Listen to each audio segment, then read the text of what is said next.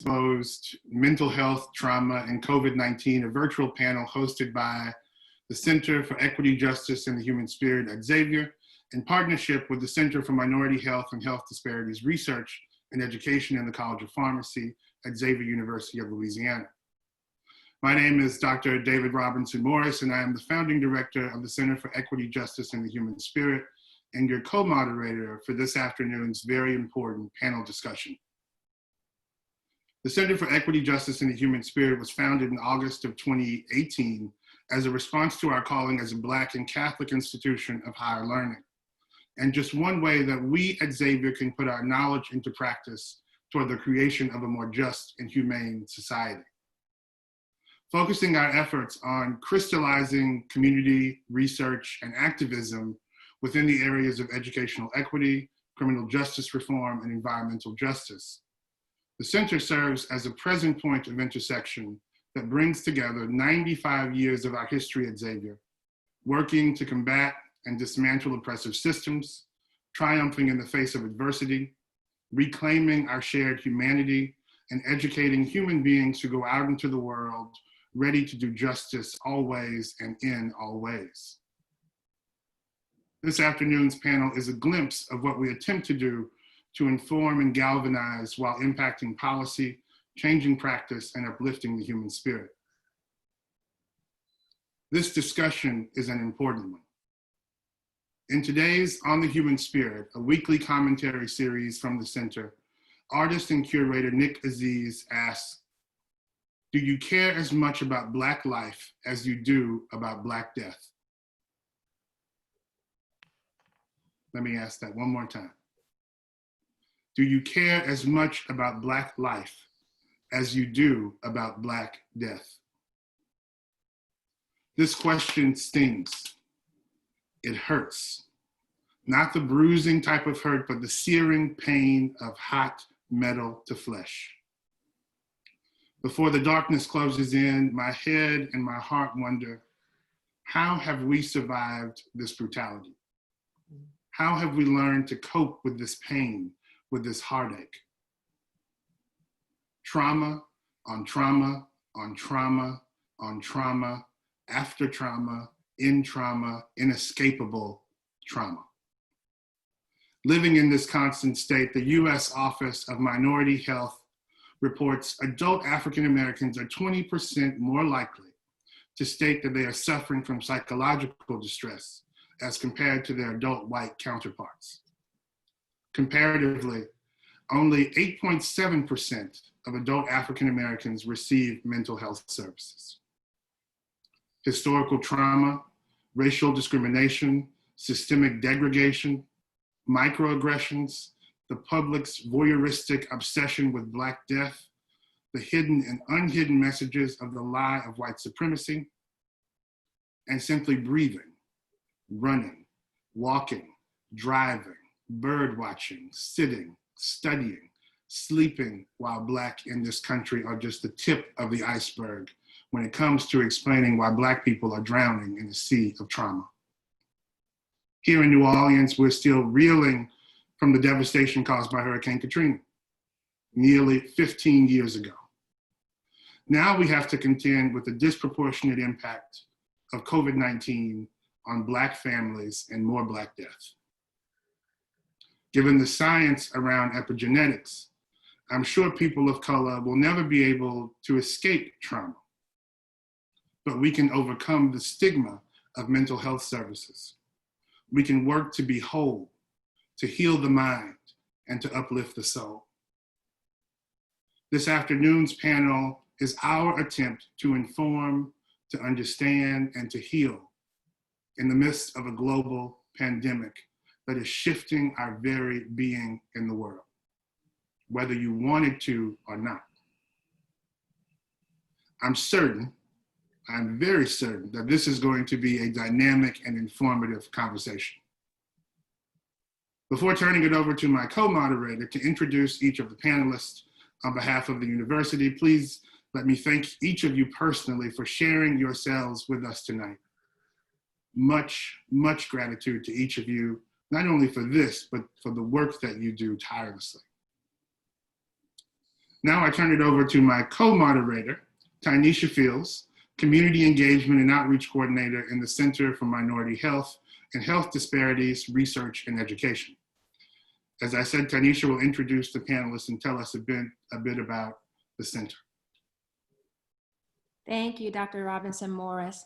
So on behalf of the Center for Minority Health and Health Disparities, Research and Education, and also on behalf of our director, Dr. Daniel Sarpong, we are so glad and just want to say that we're glad to collaborate with the Center for Equity, Justice, and the Human Spirit on this series of the Truth Exposed panels to discuss these very known, very real health disparities, which is the topic that's very near and dear to our heart at the center. And so our goal at this center within Xavier University's College of Pharmacy is to move the needle from health disparities to health equity through research, education, and community partnerships across Louisiana. And we focus on chronic diseases that disproportionately impact communities of color, but also those social, societal facets and determinants of health that are impacting our communities as well. And so as a center, we welcome community input and voice, and we know that there's much more to be done beyond COVID-19. And so we're continuing to do our best to listen to, serve, and work together with community and community partners to find the solutions and assets in community to improve physical and social health and wellness. So we just want to say from the center, thank you all of the attendees and panelists for being here. And we're so excited. And I look forward to this discussion with some fantastic panelists this evening. And so speaking of those panelists, we have four awesome individuals, and they're going to be discussing and answering questions and comments regarding mental health and trauma. They're leaders in this space. And so we have Karen Evans, who is the Executive Director of the New Orleans Children and Youth Planning Board. We have Dr. Torrin T. Sanders, who is the pastor of the Sixth Baptist Church. We have Denise Shervington, who is the president of the Institute for Women and Ethnic Studies. And last but not least, we have Dr. Sarisi West Olatunji, who is the director of the Center for Traumatic Stress Research at Xavier University and a professor at Xavier as well.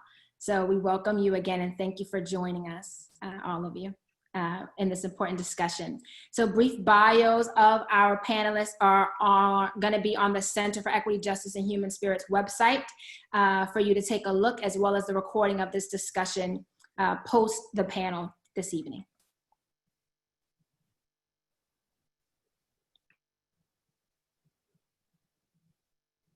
Dr. Robinson, here we go. There we go. That happens a lot on these things. Thanks, Tynesha. A bit of housekeeping. If you have any questions for the panelists, please use the Q&A function at the bottom of the screen. Please be mindful not to use this function as a chat feature. Our panel organizers are working behind the scenes very hard to review the questions and provide them to Tynesha as we progress through the panel discussion.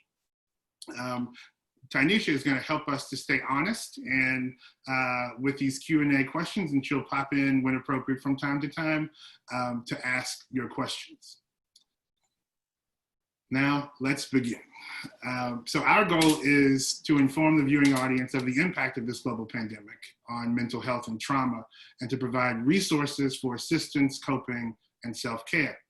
In that spirit, before we really get into it, I've asked Dr. West Olatunji to lead us in a brief opening self-care practice.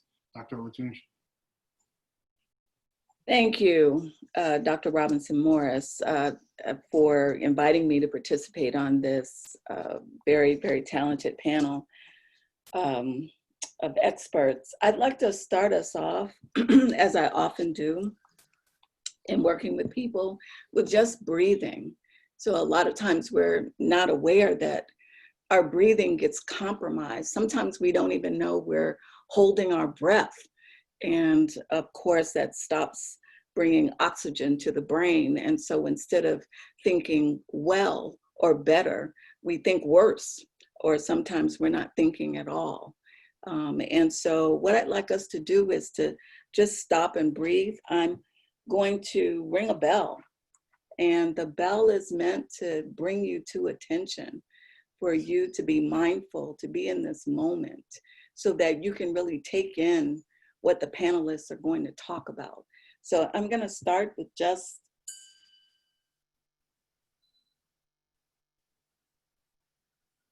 a bell. And then I want you to take a deep breath in.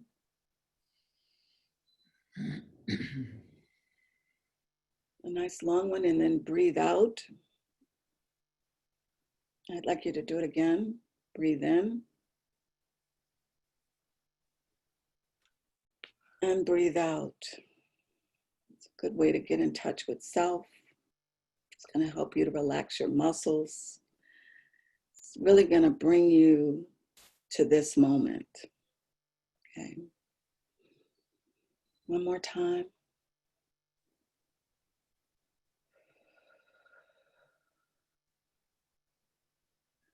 Yeah, you can probably feel your muscles starting to relax now. Weren't even aware of how stressed we are. Then what I'm going to do is to start us off appropriately, certainly within an African context, to start off with a libation. It's really important that we ritualize the idea that we're grieving. We're grieving over the loss of over 100,000 people. That's in general, but we're grieving about those close to us whom we've lost, whether it was the coronavirus or to something else. Just it's marked during this time. When we remember them, we'll remember that they died during the age of coronavirus.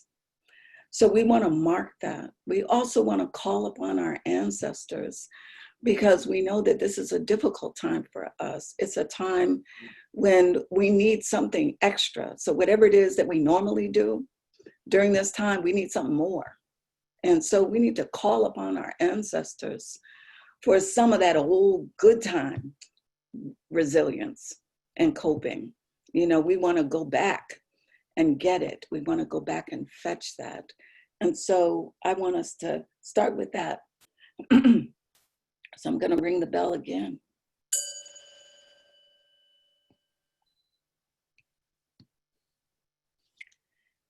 And so in the libation, we I'm pouring water, and we pour water to our ancestors and we call out their names. So I'm going to ask the panelists to unmute yourselves and to call out names of people whom you know who have died during this time period. And I'm going to start, of course, with one of our beloved, with Ellis Marsalis, who died during this time. And when I call a name, I'm going to say Ashe. Ashe means let it be written, or let it be, so it be, amen, right? Evoking the spirit. So I'd say Ellis Marsalis, Ashe. Anyone? Bernard Nobles. Ashe.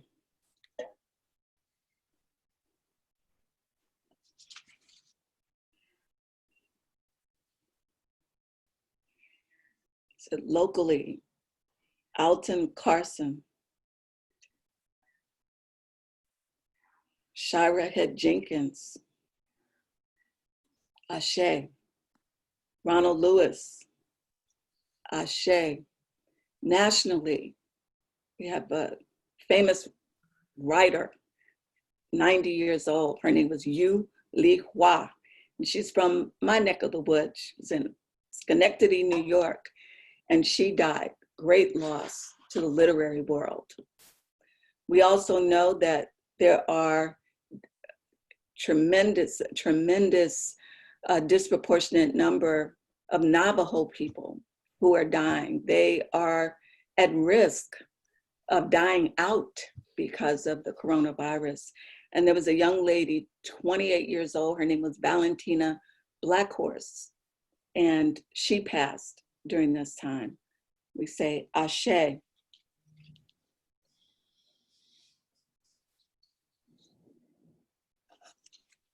So I want us to remember, it's really important. There's a physician who was interviewed by one of the newspapers, And she talked about the idea that one of the atrocities is that often when Black people go because they think they're feeling ill, they're not even diagnosed with coronavirus. And so people are dying and we don't even know why or how or when. And so it's important to know that we matter. And so I'll end our libation with Ashe, Ashe, Ashe, Ashe Itutu. Thank you. Thank you so much for that. We needed that.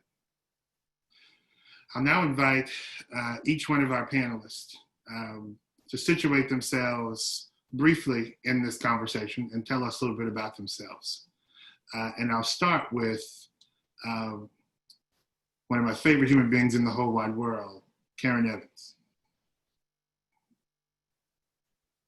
Thank you, David. So I will start by saying that I am the daughter of Billie Jean, who is the daughter of Luama, that those are the women who allowed me to stand high, and they're bringing me forward. They are not here today, but they are seated in me, and I am grateful for that. I am here in Louisiana, in New Orleans, particularly because my father is of this land.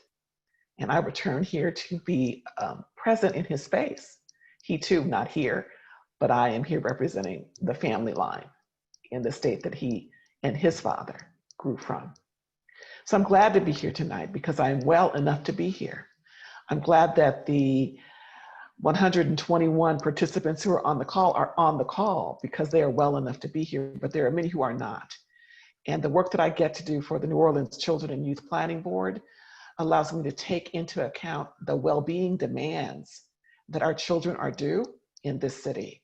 And by children, I mean those young people who are aged birth to 24 years, who are due the privilege of being well in all their ways, so that they might reach and be the aspirational hopes that we hold for a future that we do not yet know, but that they will make real. And so I am in the space of working on things that will cause those future aspirations to be documented and then to be planned for and then to be systems checked so that those barriers that could make those roads unclear be removed. And in the space where trauma holds place, we often credit our children for other things, not trauma.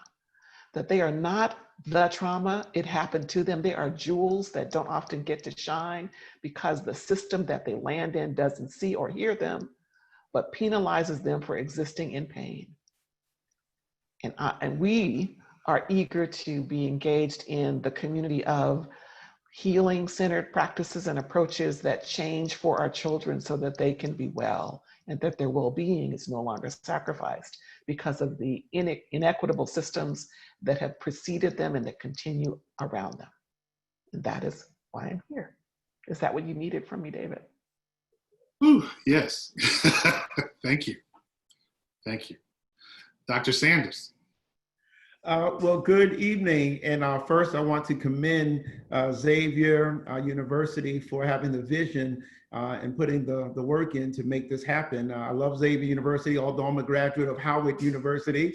I love Xavier as a place of faith and education and Black excellence. So thank you for inviting us and having me be a part of this. I'm a pastor. I've been a pastor for 23 years. The Sixth Baptist Church was founded in 1858 by slaves and freedmen here in New Orleans. In the same location, we've been here since 1874. My congregation is predominantly working class African Americans. Years ago, we were right by the St. Thomas housing development. Now it's the River Garden. And so been working there. Our congregation has been affected by coronavirus. Had a couple of members pass away and at least a dozen or so who've been hospitalized, but thankfully have recovered. I'm also a social worker, been a social worker for over 30 years. Back in the 90s, I started a program at Children's Bureau called Project Last, which was the first program in the city to provide services to children who were survivors of homicide victims. And so I've worked with at least 400 families where there was a homicide in their family. And I've had the blessed privilege of working with Dr. Shervington and Ms. Karen on the Call to Care work that we completed, which is a report on childhood trauma for the city. And I got to shout out SUNO, Southern University of New Orleans. I'm also an associate professor in the School of Social Work there. And lastly, I'll say I'm a Black man in my 50s, not gonna, with two Black sons, 25 and 19. And so and during this time, they both have come home. And so definitely experiencing their eyes and their perspective of all of this going on, as well as my eyes, has been a learning process and procedure for me.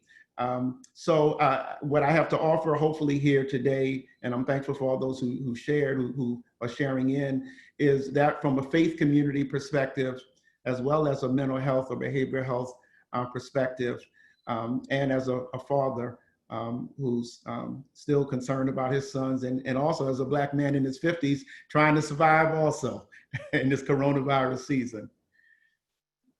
Thank you. Thank you. Thank you for that. Dr. Wes Olatunji. Unmute myself. So thank you again for this opportunity. I was thinking, what do I want to share that's not on my bio? I was thinking what I want to talk about, but I guess just the idea that we exist within the context of people who've come before us. And we have to remember. So I really appreciate Karen Evans beginning with her legacy of wanting to continue that legacy. My name is my grandmother's name, Cerisi, and she, in our family, we've tried to retain the names as much as possible by having mothers to name their daughters after their mothers. And they've done that over several generations. And I've tried to continue that so that we remember. It's so important that we see ourselves as having roots because so much of what we live in is an erasure of our cultural memory of who we are. And that's an important element when we think about coping, we think about resilience, we think about what's going to help us to get through. A lot of that is contextualized by an understanding of how we know we've gotten through. So one of the things that I've studied in looking at traumatic stress and transgenerational trauma is also resilience. And so I often talk about trauma coupled with resilience and try not to talk about those things separately. It's two sides of the same coin. We have to acknowledge that no matter what's happened, we're still here. And we are still able to laugh and love. And so we have to remember, how did that happen? And how do we study that? And why aren't people looking at us as the poster child for resilience and mental health and wellness? So why do we always get, this idea that we don't know what to do? In fact, we do. And people need to be investigating how we've survived, not as a rhetorical question, but as an investigative question. So that's what I'd like to offer, that I stand on the shoulders of my grandmother and her grandmother and her grandmother. Thank you. Thank you. And of course, a person who really needs no introduction, Dr. Shervington. Good afternoon, everyone. It's really an honor and a pleasure to be here. When I saw Karen and the good Reverend, I said, I'm in good company. I'm gonna be here. I actually rearranged my schedule. My favorite people in the world to really try to think about how do we address the hurts that have been put upon us for the past 400 years. just on the bio, I'm a psychiatrist. I'm also into public health. And I usually don't say I'm a writer, because everybody's a writer, and it sometimes sounds corny, but I feel very appropriate to talk about,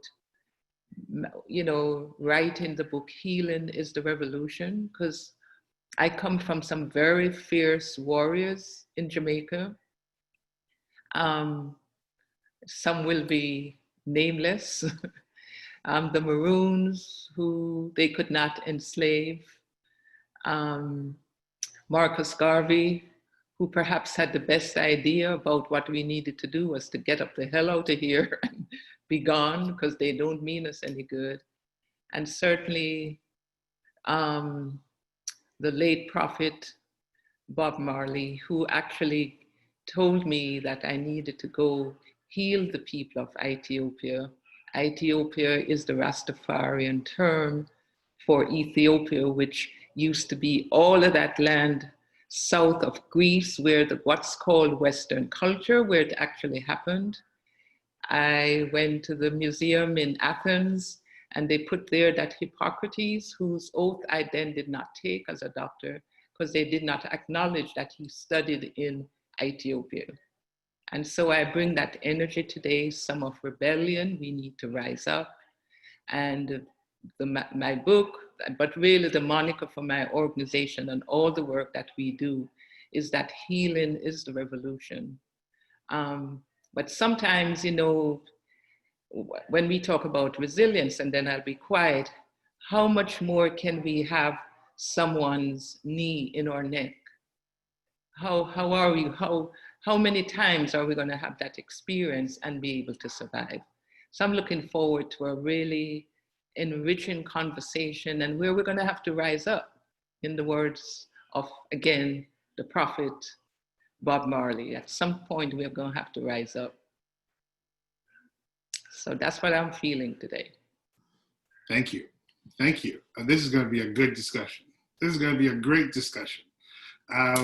What comes to mind is Cynthia Dillard's book, learning to remember what we've learned to forget, right? And a lot of what all of you have talked about is really digging in to those things that have kept us and sustained us as a people for centuries. How do we get back to that? How do we come back to that? How do we dig back in to that? I was speaking with a new friend yesterday, and she said she often gives a talk, and she begins it with, "You better be glad Black people, African people of this world, are people of deep spirit," right? Because it's the spirit that keeps us from doing the things that we ought to do because of what you've done to us. And so I think one of the things, hopefully we'll talk tonight about, is spirit, right? But I'm going to stay on course, because I will go right off on a tangent. And I'll ask the first question, just to get us started. So right now, we're all having to deal with a number of factors, as you all know, that would drive anyone to the edge mentally and emotionally. For some of us, we are held up in our homes alone. We're held up in our homes with our abusers. We're experiencing the death of loved ones. We're with our families and children for extended periods of time. We're playing school teacher. We're worried about our own health and well-being and the health and well-being of the people that we love. And then we make the mistake and turn on the news. And we see that COVID-19 is literally ravaging the world. We're bombarded with clips of Black suffering. Those of us who are still privileged enough to have jobs are being stressed by them.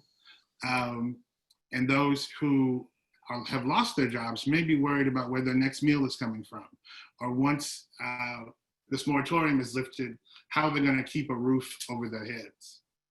How in the world do we deal with this?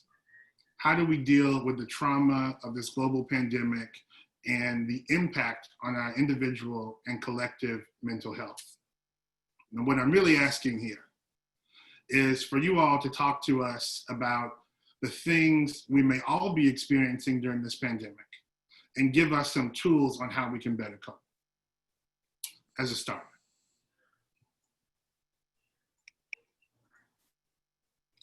Okay, I'll go. I think that we should expect to be heightened in our emotions, in our awareness of physical sensations in our body. That's part of the biologic equipment that we have to prevent our extinction.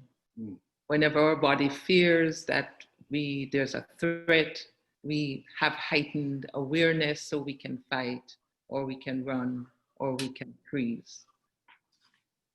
So I often say to folks, if you're not feeling a little bit anxious, something is wrong with you, because actually the anxiety is a friend.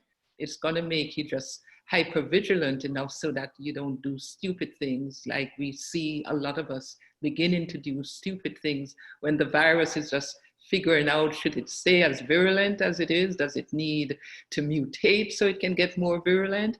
I'm just hoping that if there's one thing we can figure out, we can help each other with this evening, is to know that the virus is still there and we still need to protect ourselves. So how do we manage that anxiety? And I want to thank Dr. Olatunji for starting with the breath. You know, it is the natural source of calming our bodies down. It activates the vagus nerve. It gets our parasympathetic nervous system working, all that good stuff that we have. But to me, it is really to befriend the anxiety, to know it's there, to know it's normal, and to know how to manage it. And also, as been said by everyone here, we as people, we have had to be extremely resilient. This is not the first time we've had a threat, and it has been continuous. So my message would be, let's befriend the anxiety, kind of hold it on our left shoulder, know it's there, know it's a teacher, know that there are things we can do. The best thing we can do is to be mindful, to default to the breath when we feel overstimulated, to sleep, to rest, all those other things that are important. And maybe to try to be loving to ourselves and send loving kindness to each other.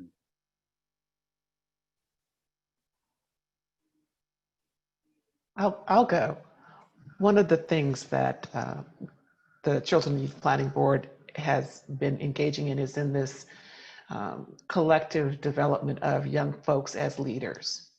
And we were just getting started when the stay-at-home order came through and schools were shut down on a Friday afternoon for this indefinite period of time with no real plan, except that you'd have the weekend to figure that out as a family.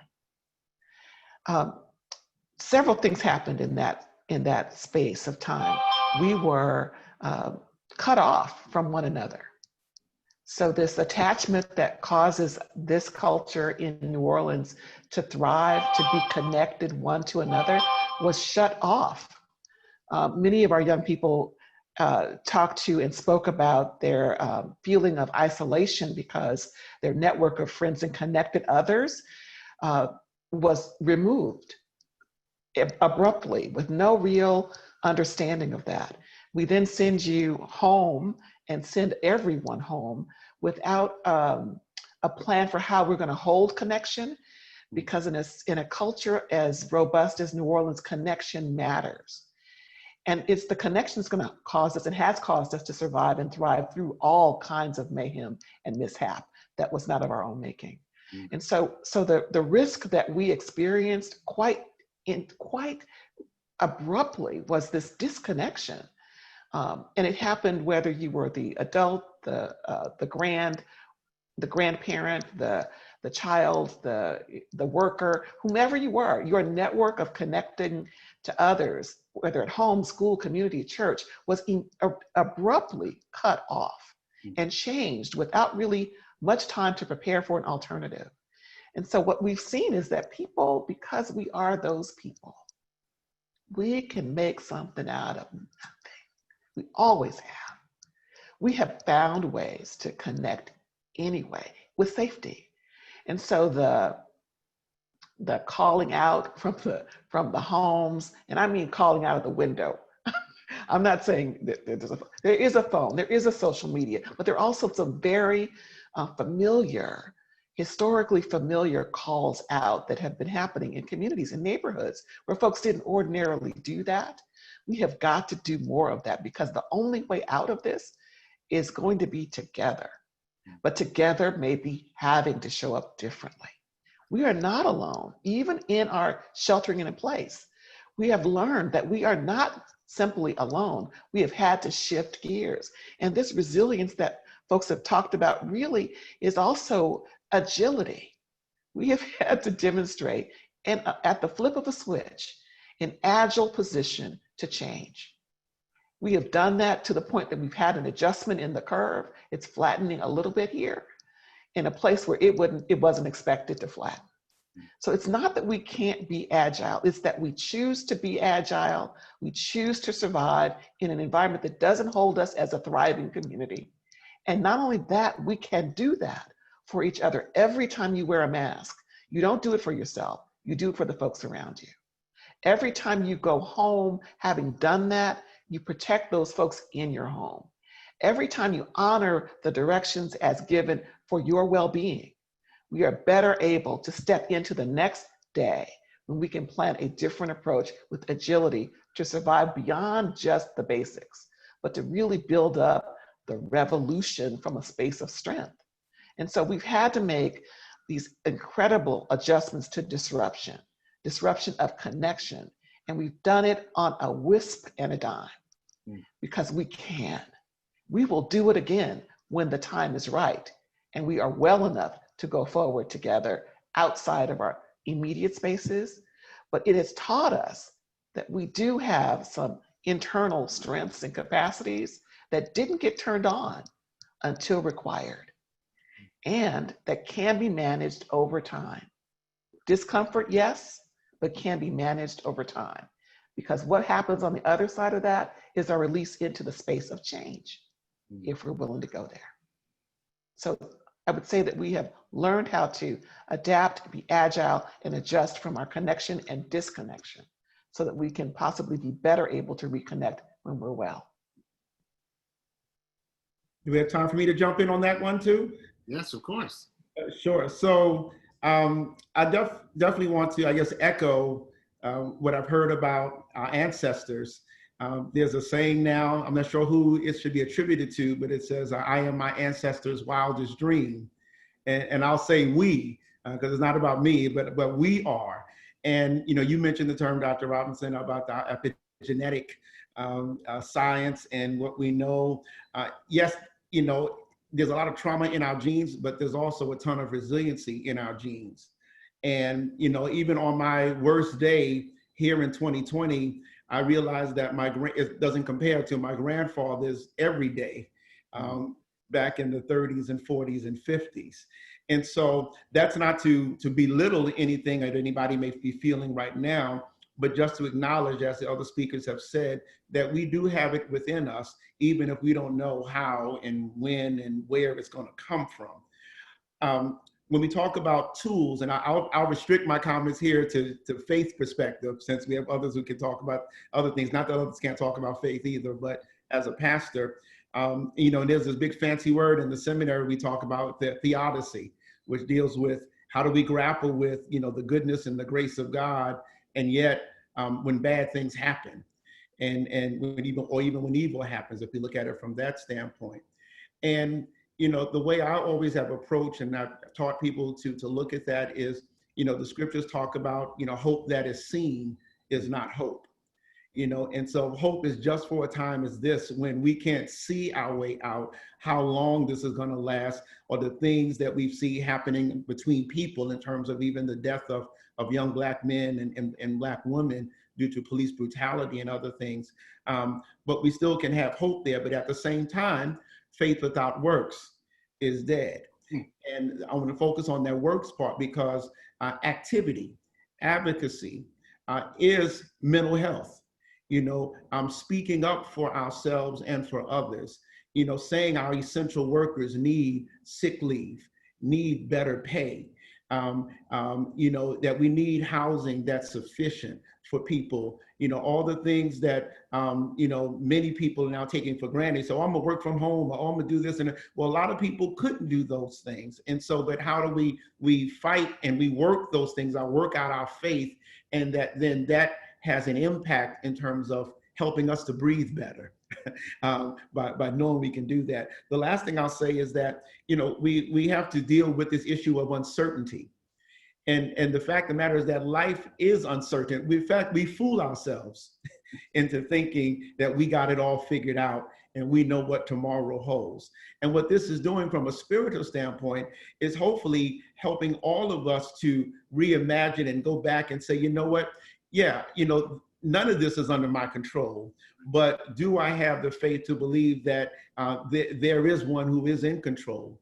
And we have to continue to search for that guidance and that direction, and not curse what we see, so to speak, but to say, you know, what is it calling me to do? How is it calling me to be agile? How is it calling me to change? And lastly, I'll say, you know, because there's such a thing called post-traumatic growth. Post-traumatic growth, and we don't talk about that enough. And this is not that trauma is a good thing, I'm not saying that, but that in the midst of trauma, we still can find the seeds of tremendous personal growth and community growth. And so we need to also talk about how that happens and how to make that happen in the midst of a season like this. Wow. Well, I will add to this discussion, and I'm going to offer the word Ubuntu, which is a South African term that is a roughly I am because we are. And it's that communalism that has so much meaning for us. So I like to think about it spiritually as riding a spiritual wave. So the idea is that each of us individually can experience a lot of trauma, and we can experience a lot of adversity, you know, and as we've heard Dr. Shervington say, it's like, well, when will we break, right? So that is true. As individuals, we have breaking points. I would imagine that even as a people, we have a breaking point. But the wonderful thing about being communal is that we are all part of a huge wave. And so if I falter, the group carries me. So it's important for us to understand that's how we've been able to survive. It allows us to have our bad days. It allows us to have our weak moments. It allows us to do all kinds of things. As long as we believe and understand that we are part of this collective, that's an important element. And we can't lose that. We can't lose that.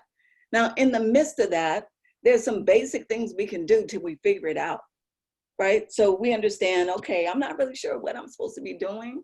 I don't know what I can do to cope. I don't know how to respond to this. Well, while you're waiting, let me just say, you need to be eating the right food.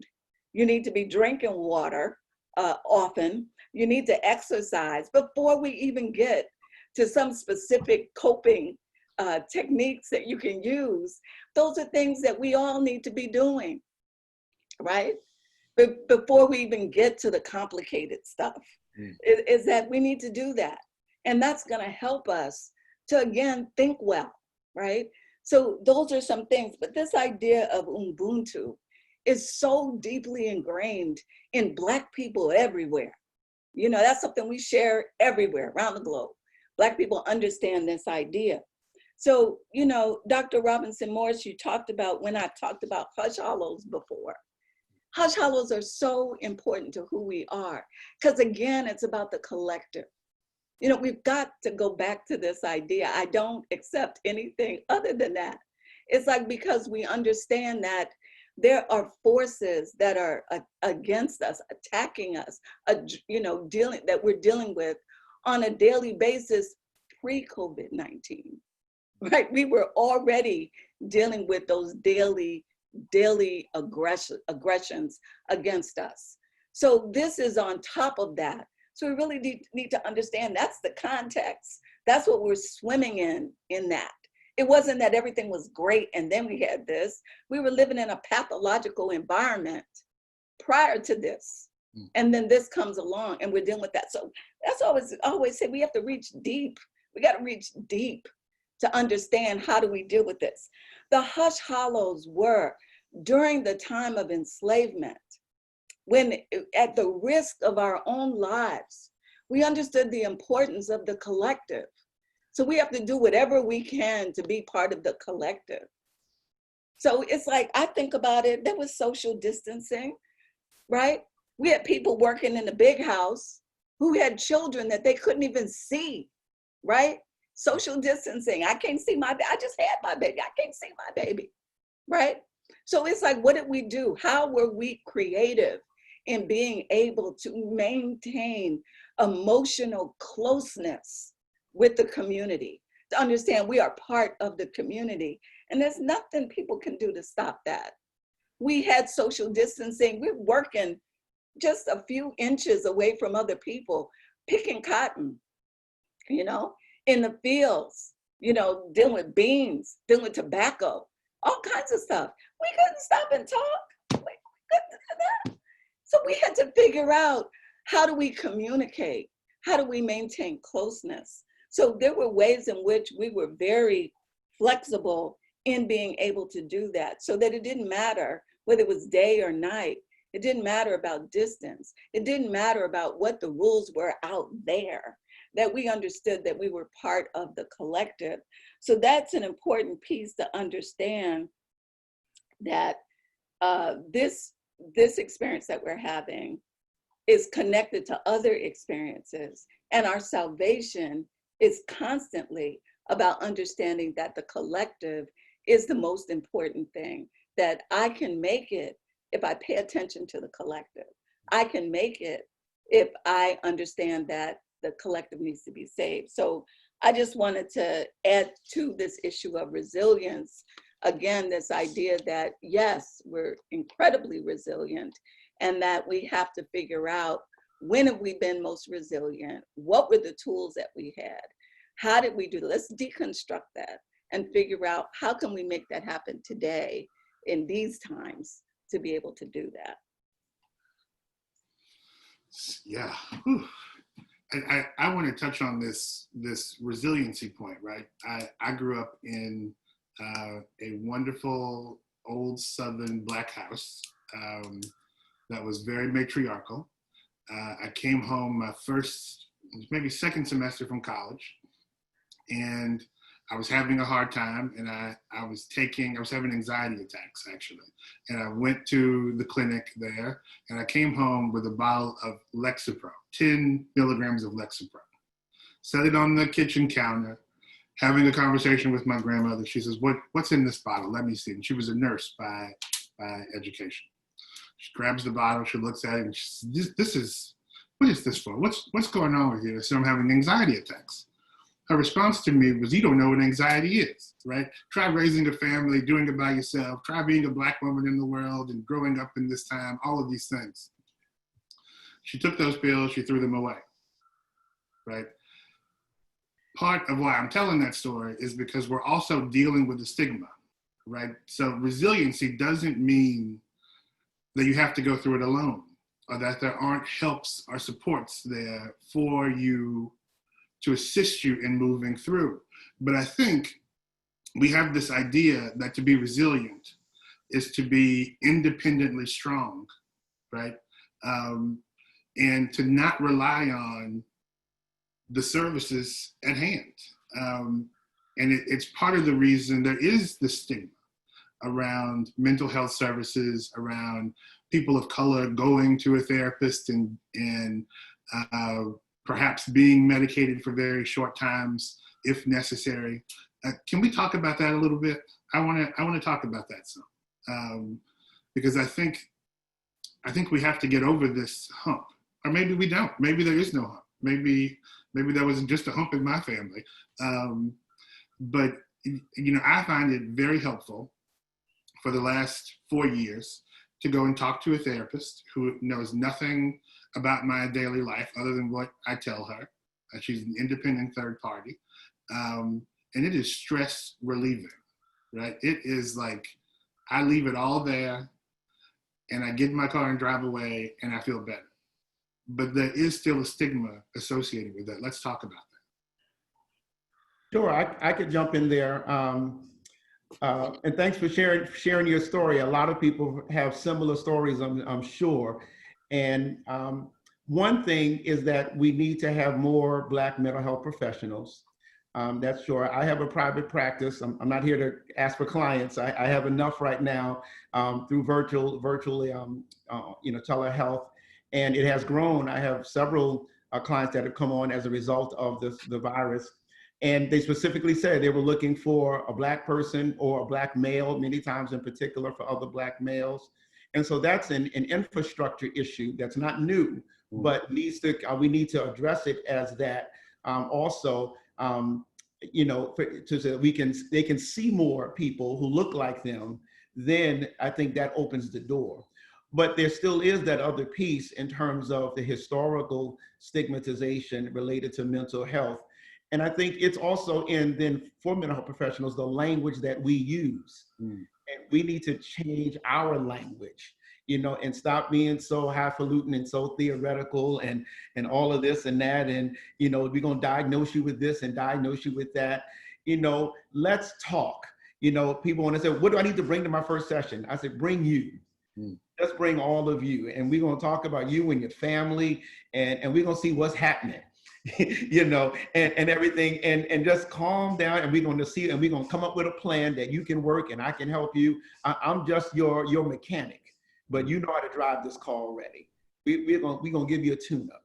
And the language that we use makes a big difference. I think the other thing, though, is people really recognizing, and I had this situation myself, that stress is cumulative. That I think one of our speakers already said, this is, coronavirus is the latest thing that's happened in many people's lives. It may be the 6th, 7th, 8th thing that's happened in the last 2 years. And so all of that stress is like putting water, in a bottle, and eventually it gets to the top. And people don't realize that. People don't realize that they've been traumatized. We have so tried to normalize it and think, yeah, I've seen people shot, okay. That's not okay. That's not normal. And so we need to be able to reach out and everything. So I think that education about the nature of stress, how it's impacting us, helping people to connect the dots, and then realizing that that if we also have more mental professionals who can talk to people in the language that they need, but then there frankly just needs to be more of us, because some people ain't going to some people to seek help. Is the bottom line. And that's a serious problem, whether it's Black psychiatrists, Black psychologists, or Black social workers who are also clinicians. Yeah. I would like to add, Dr. Robinson, since you brought up the issue of medication versus something else. As a psychiatrist, I oftentimes have to deal with that. Unfortunately, now, if someone gets sent to me as a psychiatrist, the expectation is medication. And so unfortunately, we have branded ourselves out of the therapeutic realm. However, as the chair of psychiatry at a historically Black medical school in Los Angeles, I have insisted that our psychiatrists in training know how to do therapy, because we need to be present for each other. What I have seen is there's this schism where either you do therapy, you take medication. And what I find I have to do is, first of all, assess, is the person's physical symptoms so much that they cannot get out of the bed, they can't pull themselves together. Sometimes hesitantly in a child, they're brain is so off the wall with trauma that they're so irritable they can't concentrate. In those very few conditions, maybe we can try to give you a little more serotonin, use the medicines, a little more serotonin, a little more dopamine. But what I find the real challenge is to say, even if I give you this medication, it's not going to take away, it's not going to help you solve the crisis or the stress in your life. And sometimes people don't, it's either you have the person who says, I just want the medicine, I don't want to deal with this. And I know as a people, we're very hesitant. We don't like to talk about our stuff. We don't oftentimes want to do that. Now, once we get there, and I can talk about working with Black men at the VA, once they sat down and got still, this was one of the best experiences they'd had. But it's really, sometimes really difficult for us. And I always give you credit. You're one of the few, Dr. Sanders, person of faith who don't say to people, you just have to work it out with your faith. And I think we need to lift up more and more folks like you who say there's sometimes, as you say, you have to put the work into it. This person, this force or field or whatever you think alone can't solve all of this for you. So I think it's very complicated for us. Remember that when we tried to run away as slaves in Louisiana, they had a disease that they named us called drapetomania. We were crazy if we tried to seek freedom. And so I think one of the existential questions that we have to deal with now is, what is our new freedom? Or how are we going to define our freedom? And are we going to allow the forces to be who right now are scheming? I know many of people who are not like us are thinking about the millions of dollars they're going to get to come and try to fix us. How do we assume the position for ourselves to be healing in a way that is truly healing, and not just one thing versus the other, but many, many things that are so important to our healing? We have a specific question for Dr. Pastor Sanders, and you may have touched on, I believe you touched on this a little bit, but from a spiritual perspective, what is your stance concerning trauma in the Black community? And I think as Dr. Shervington was just kind of saying, the other part of it is specifically what tangible tools are readily available for those who have not transcended to walking by faith? Well, I think there's a couple of things. One, of course, as in faith, when we look at the African-American community historically, faith wasn't just something, or spirit wasn't something that we associated with going to church. It was who we were, who we are. Our very essence and being. And so from an Afrocentric standpoint, there was no division historically. It was there, it was assumed. And so, the question there in terms of a person who is operating kind of without that perspective, then yeah, their help can still happen. It's just that if faith is not used as a coping mechanism, then we have to serve and look at other types of strategies that are not then going to be used in that faith perspective. But what can the church offer? What can the faith community offer? One is that many people are dealing with the loss of space and place, the loss of income, the loss of people in their lives. And the church does offer not only actual help and assistance in terms of helping to reorient people's lives, but then also helping to get that connection and that communal healing that Dr. Cerisi talked about, and that Ubuntu. And that's what I found within my congregation, even though I haven't seen most of them now in over 6 weeks or so. But as I talk to them or we Zoom, whatever, like, yeah, I called her and I called him and he called me and we did this. And it's like, wow, it's like, even though people want to be in the building to worship, it's that they still have, in fact, connected even more now than they did in the past. And so that's a kind of a benefit, truly a community of faith, and not just people who come to church. And that's a whole different thing. And so I find myself as a pastor trying to promote that. You know, you need to talk to them over there. You need to hook up with that group and putting people together. So I don't know if that completely answers the question that was asked. But, you know, faith is not something that we impose on people, but if it's there and if they wanted to grow, it can be a very valuable tool for their growth in a variety of areas. But even if they're weak in their faith, or they're low in their faith, or they don't believe in faith, there still is some things that, because everybody has some asset, some strength that can be used and put to bear in terms of helping them to overcome whatever situation that they're in. I think there are also other aspects of being in a faith-based community, and one of those is testifying. And certainly being within a faith-based community, there's a lot of emphasis on that. A lot of being called to testify about, you know, whatever it is that you've gone through and how you've overcome that. And we know that that's therapeutic. We know that that's connected to resilience. And so we need to incorporate that. So whether you're someone who is religious and are part of a religious community, that there's something very valuable that that community has to offer to mental health professionals, to bring that into someone else's healing space. So my experience has been in developing counseling programs and counseling centers throughout New Orleans in different communities, many of them in public housing communities, but to develop them. And people are about healing. I'm not sure if they're about mental health, but they're about healing. And there's a difference for people. So, you know, when I train folks to go into communities, I say, don't say who you are and what you do and all that. Let that go.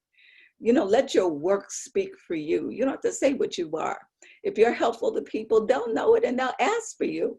So, you know, do the work. So the stigma is about providers. The stigma is not about health and healing. People want to be healed. So it's important. And the reason why they don't have faith, because they don't trust them, is because they're not trustworthy. If we look at the profession, and you heard Dr. Sherman talk about the roots of psychology, you know, if we understand the historiography of mental health, it has not been kind to Black people. It hasn't been kind to Native people. It hasn't been kind to a lot of folks. And so people understand that. They're not stupid. They're like, I know in my bones, I know in my DNA, you are not coming to help me. So I get that. And I am compassionate about that. I relate to that. I understand that. It's also about people needing to be trained properly. So yes, you know, so you had in your list of questions, you know, about who, and yes, it's better to have people who look like you, but I think it hurts more when they look like us and they're not competent and they're hurtful in that way, that we aggravate the problem when we are not prepared. So what I recently came back to New Orleans 5 years ago, and I said, why are we not the Center for African-Centered Counseling? Why are we not the national center for that? You know, you know, as we speak about jazz being the birthplace of jazz, that we have brought something from our ancestors here to New Orleans that calls people. I've been called, I'm not even from here, but I've been called to New Orleans. So there's something spiritual about New Orleans. Why are we not the home for that? Why don't we have mental health professionals across the spectrum who are trained here to be able to work within the context of our culture to help not only Black people, I'm sure we can help other people.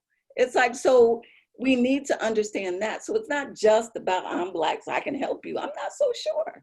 We've been trained in these white institutions, and unless we've come across supervisors or other professionals who have gotten together and want to be able to promote culturally responsive, but I would go beyond culturally responsive. I say we need to understand healing within our own cultural context. We need to understand what that was. In other words, I'm sure we were doing something around healing prior to Sigmund Freud coming along. So we have to understand that we have our own context for healing. We have our own way of talking about it. We have an understanding, an image of what somebody in their right mind looks like. And so we need to train people so that when they're talking, you know, as Torrin Sanders said, it's like they're speaking their language, healing. They're speaking the same language around healing. We don't have to teach them new words to learn about what that problem is. We can speak the language and common language in plain English about what that particular thing is.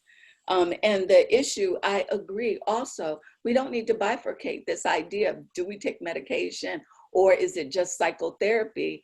It's like, people know. It's like back in the day, I have a great aunt, well, I think she died, but I had a great aunt. And she used to go collect herbs in the woods, right? So it's like everybody understood that you have to take things that help you when you can't help yourself, but you don't take it independent of your living, how you live.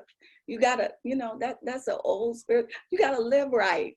So it's like we can't let that go either. You can't be taking medication and drinking.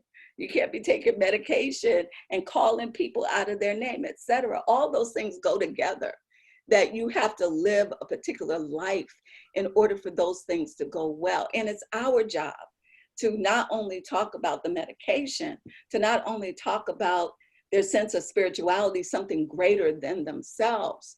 It's also our responsibility to talk about all these other things that are going on in their lives that help people to live well, to live abundantly as they were meant to do as human beings. I love the reframing of mental health into healing, right? And I love the imagery of Black church testifying, right? There's a saying that we tell our stories so that we can be free, right? And testifying is telling the story so you can be free. You know, I'm listening to this conversation and I'm thinking about healing, and my mind goes back, Karen, to the conference you held at Xavier on trauma and resilience. And I'm thinking about something you said there about children who experienced Hurricane Katrina, right, at the age of 5, sometimes still cry during a rainstorm and they don't even know why they're crying, right? So this thing stays with you. And what I'm worried about is children with parents who can't cope with their own trauma, right? And who are being traumatized in their own homes right now. And they're gonna live that out. I'm really worried about them. Not only do they live it in systems, which is what you focus on, but talk to us about children. What about the kids? So I'm gonna take a minute to go somewhere other than where you directed me.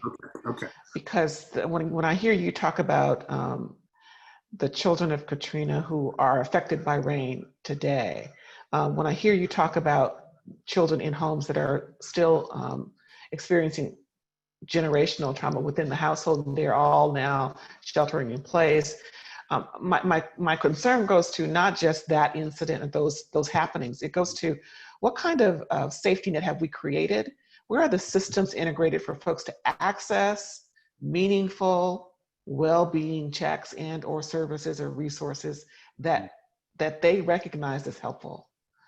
Where is the tapestry of help that exists in the neighborhood or in a community? And how do folks find that in a way that is not so far-fetched? And so the concerns that I have are about whether or not we're building that kind of a network of support that is community bound and community informed and community accessible, and that is populated by people who know and have well-being at their forefront and are not really interested in just having a stat to share for a national archive, but are really about wanting to turn well-being into a reality for all those who are connected to that community. The children, the household, the neighbors, the street, the entire universe as it revolves around that child. Because if we aren't doing that kind of work, then that child's gonna run against a bumper somewhere in their connection with others, at the park, at school, at the rec center, at the library, at the store, where it doesn't hold well. And we've got an opportunity as a community to say, okay, in this pandemic, there is going to be layer upon layer of additional trauma. On an already highly traumatized community, there'll be more trauma added. So what is our makeup of sort of this reflective space that we're going to create that has connection one to another, so that these services and supports don't have a beginning and an abrupt end, but have a continuum that you can sort of get in where it fits and feels good and doesn't have to let you go until you are well. We don't really have that today. And so our hope through the trauma task force and through the work that we hope to continue in implementing some strategies for change is that we look to build a relevant, meaningful connection to service and resource. Because I'll tell you, the pandemic didn't just hit families, children, and young people, it hit system. So the levels of care that we thought were in place before shelter in place happened may not be there in July. There's been a hard drop for folks who could not step into the telehealth arena. How would they hold their billable hours so that they can remain open? Operating practices have had to shift, and it changes the game for the provider. So we need to understand who our providers are. We need to understand how our providers are potentially capable of building out a different way of holding care and well-being and healing centered practice for our communities. And we need to make sure that it looks like something that feels like an approach that is a caring approach for the humanity of our people when they walk in and out of those spaces of care. And that's what I think we need to be manufacturing in our vision for what comes after. Karen, can you briefly add to that? We had another question, but I think you responded to it. But if you could add, what ways can we as adults model and set the stage to teach and promote resilience in children? Stop cussing at them. I'm sorry. That's what came up first. So our children, when I look in the face of one of our children, I see this luster, this just beauty, and they're just good looking folk. And we should find a way to remember when we love them best every time we see them. Because what they see in us is somebody just light up when I walk in. Is there anybody who I matter to enough that I can hear and be touched by and feel cared for? We can't do that if we're tearing them down every time they step the wrong way. Our babies are looking for instruction, and I say babies by age, birth to 24. Our babies are looking for a soft place to land. And one of the really important things about healing and recovery is that you need soft places to land. You need somebody who cares enough about you to make sure that you're going to be okay. If you are tearing me down every time I enter the room, then it's probably not likely that I'm going to go to you when my need is great. And we can't have folks not knowing where to go when their need is great, because there may not be a safety net to go to. They may simply just have what they have, and we can do that differently. We can stroke differently. We can speak differently. We can look differently at our resource, because our young people are assets. Even when we don't see it yet, they're coming. Because if you just remember, when you started this journey on your own, you weren't on your own. Somebody was helping bring you up. So we got to be the folks who bring up our young people in a way that when they're struggling, even when they don't have words, because their words aren't ours, they may not know how to say, this hurts, this is awful. I don't know why I'm not connecting with my friends right now. I don't know why I'm here all day with you. Why is this happening? Why did my friend down the street, why did their mom die? They don't know what to put together in terms of rational words that help you say what the answer is to that question. It may just come out in a pushback. But instead of pushing back on the pushback, we kind of need to find a way to softly hold that until we can get it understood. And so I'm advocating for just a little more love, a little more softness, a little more kindness, not just to children, but to everybody, because our our pressure points are well exposed. And we would do well with each other if we could just be a little softer, a little more patient, and a little more generous in our extension of care. I don't know if that's what you were looking for, but that's what I got. Can I say something? Can I add something? Yes, I yes. feel, and Karen, that is your spirit, to be so gentle and soft and caring. But I think there is a piece of us also that we have to attend to with our children. We have the most ACEs, adversities happening to us. So we need to stop hitting our children. I want to be real clear. We need to stop having sex with our children. We need to, as you say, not neglect them. And if we as adults have mental health problems, we should go get them fixed. We should try. We are really harming our children by not seeing them in their fullness and using them and harming them. If I want to shut a Black conversation down, I say we should not spank our children. And I'm thinking, why do you think it's appropriate that when we are angry at them, we should physically harm them? And then I get told, oh, but you know, this is how I got myself together. Well, I know that when I was spanked as a child, I wanted the person who was spanking me to disappear. I didn't feel, oh, this is so great, they're helping me to get together.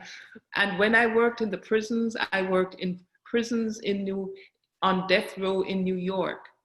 100% of those men who were in there had histories of physical abuse.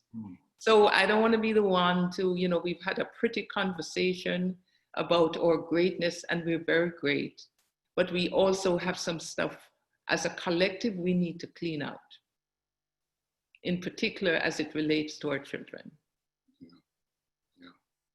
That's a deep and tough conversation for folks to have, right? Because they're sifting through their own trauma at the same time, and they're trying to correct it in the next generation. And Karen, your point of Salbandu is a greeting in Zulu, and the greeting says, "We see you," right? That's how you greet someone. The person greets you back. And then I thought of that lovely clip that Toni Morrison was on Oprah. And she says, all the child wants to know is, do your eyes light up when they walk into a room, right?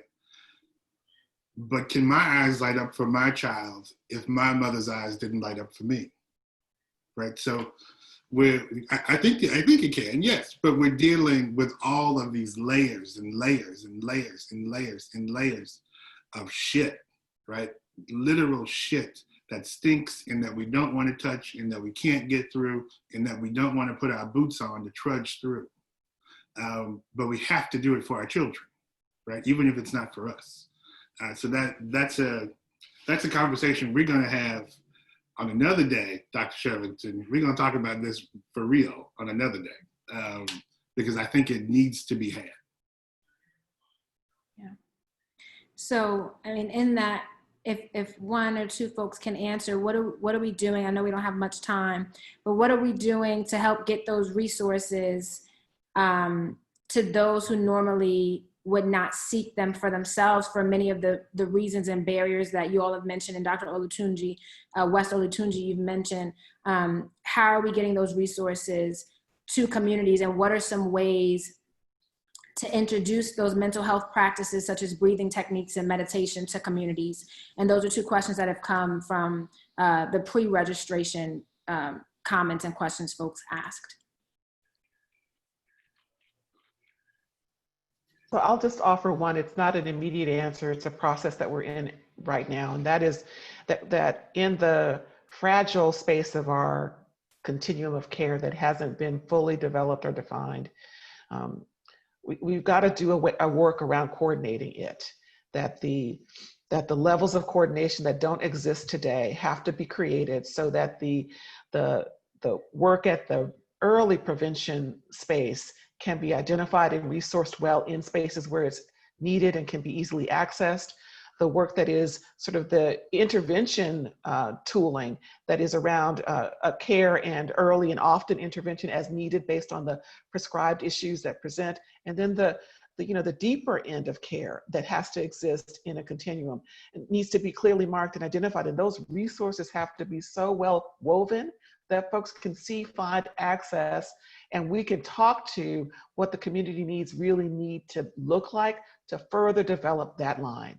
Right now, we aren't able to do that because we have no coordination plan, and we're working on building that right now in the Children and Youth Planning Board's effort at doing youth master planning, as well as doing resource development work around trauma. So those two places give us a space to really begin to figure out how to create a coordinated expression of service and care from the very early stages of prevention to intervention and to the deeper end of that treatments model. And until we get that, we have a hard time referring people to patches because our landscape is shifting right now due to the pandemic. And I'll stop now. Yeah, I'm sorry. Can I jump in there just real quickly? Tanisha? Yes, go ahead. Yeah. I just want to announce or talk about just briefly in a partnership that my church has recently done with the St. Thomas Community Health Center. They've switched completely to telemedicine as their primary way of delivering services, but many people in our community, lower income, who don't have the proper device, a smartphone with video, with a camera. And so the clinic has been able to purchase a couple hundred what we're calling telemedicine devices. And our church will be the primary distributor of those devices so that people who need to be able to stay at home and yet get to medical or behavioral health resources will be able to do that from their home with this device. And so if people are interested in that or want to be a part of that, they can go to our website at sixthbaptist.org or directly contact me at pastorsanders@cox.net. And we'll be kicking that off on next month. Also, we operate the Xavier University Community Outreach Center that serves the Gertown community. And so what we've been doing is developing a counseling component. And we are attempting to reach every single resident in the Gertown community to call and check on them and see if they need any assistance. And we are partnering with the Institute for Ashe Movement, a group of very culturally knowledgeable therapists. And so they're providing the supervision, they're providing the intensive care.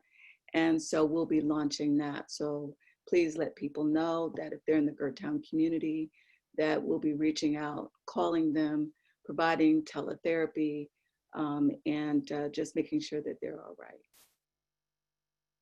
So I think that, you know, all kinds of programs that are being done with all kinds of systems, but I think we need to be reaching out. We need to be doing outreach.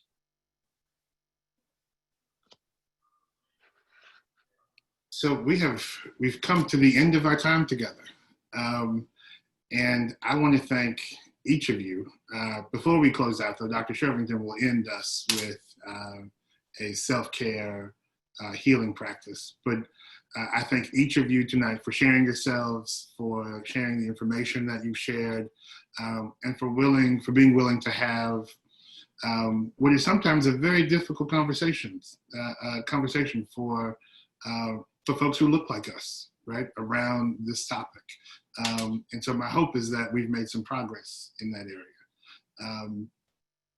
And I'll leave it at that. Dr. Shervington, will you close us out with a self-care practice? It's really hard to follow Dr. Olatunji. So, you know, but the opening was so amazing, but I'm going to give it a try.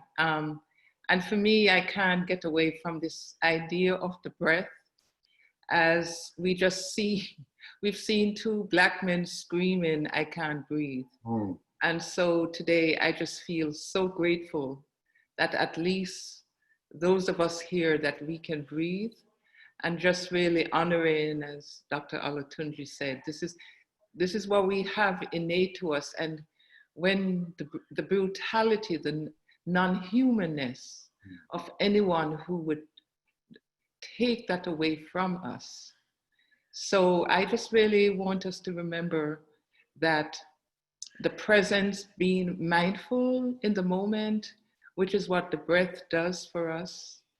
If we just simply say at times, I'm breathing in and I'm breathing out.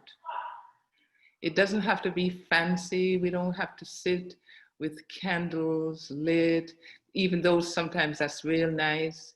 Just throughout the day, being really appreciative. I'm breathing in and I'm breathing out. We don't even have to close our eyes. We can just recognize and feel our chest rise, feel it fall.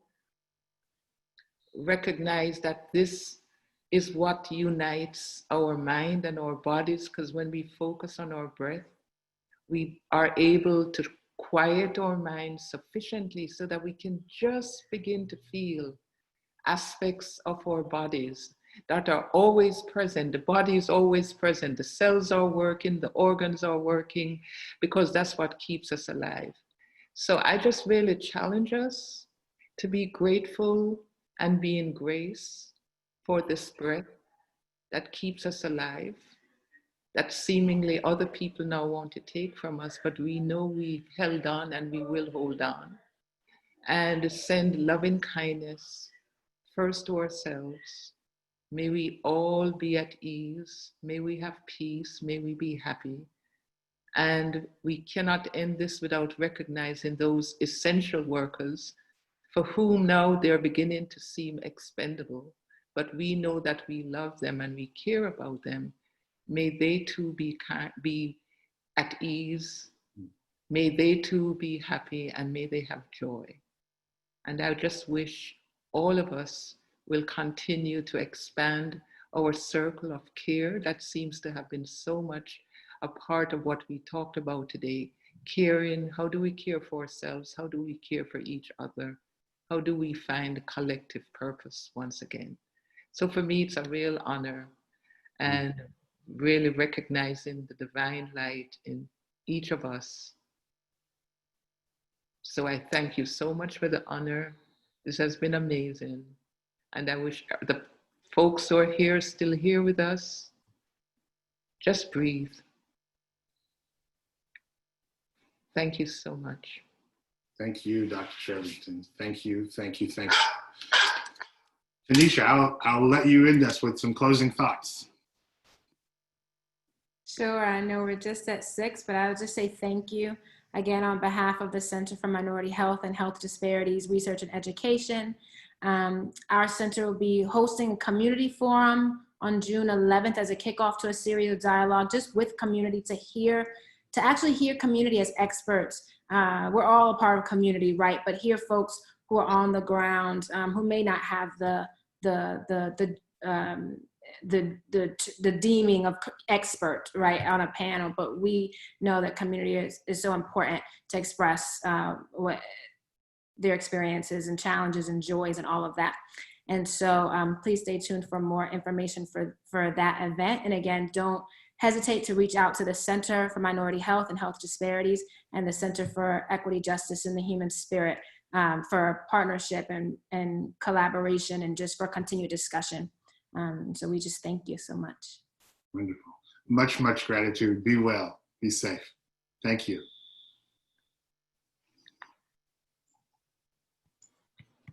Thank you all so much.